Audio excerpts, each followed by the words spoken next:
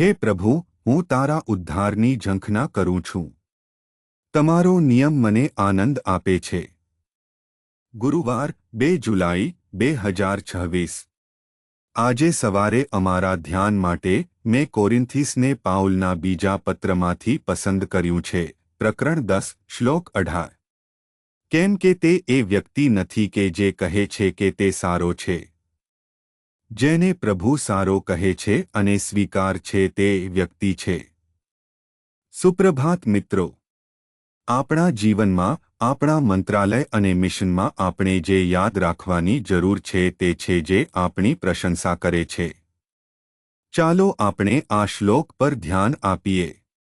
આજની સવારના ધ્યાનનો વિષય છે, જેની ભગવાન પ્રશંસા કરે છે. પોલ તેના મંત્રાલય અને મિશનમાં ઘણા પડકારોમાંથી પસાર થઈ રહ્યો હતો.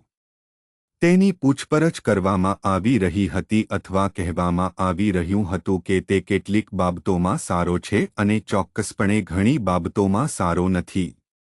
જો કે, પાઉલનું ધ્યાન તેના મંત્રાલય પર હતું, કંઈ પણ અથવા કોઈના વિશે નહીં. તેથી, પોલ બડાઈ વિશે વાત કરે છે.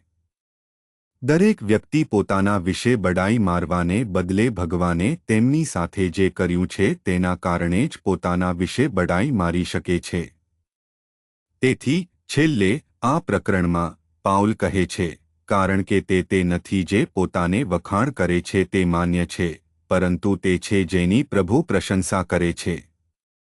અહીં પાઉલનો અર્થ એ છે કે આપણે ઈશ્વરની મંજૂરીથી મંજૂર થવું જોઈએ. ભગવાને આપણે જે કામ કરી રહ્યા છીએ અને સેવા કરી રહ્યા છીએ તેના માટે આપણી પ્રશંસા કરવી જોઈએ. તે લોકો નથી, આપણે પોતે પણ નથી. આપણે આપણી જાત વિશે બડાઈ મારી શકીએ છીએ. આપણે આપણી જાતની, આપણા કામની, આપણી પ્રતિભાની પ્રશંસા કરી શકીએ છીએ. પરંતુ પછી, શું તે ભગવાનને સ્વીકાર્ય છે? આપણે આપણા સેવા અને મિશનમાં જે પણ કરીએ છીએ, તે ભગવાનને સ્વીકાર્ય હોવું જોઈએ અને ભગવાને પ્રશંસા કરવી જોઈએ.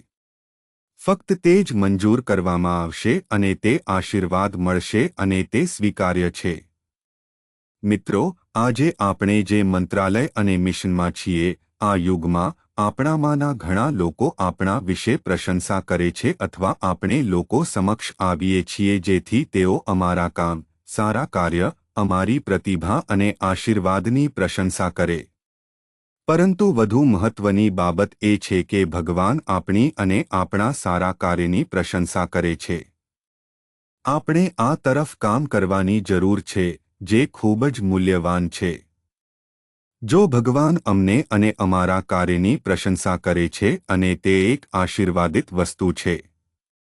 પ્રાર્થના. કૃપાળુ ભગવાન, અમારા સ્વર્ગીય પિતા, અમને મદદ કરો, પ્રભુ, અમારા વિશે બડાઈ મારવા માટે નહીં, પરંતુ તમારા આશીર્વાદ મેળવો.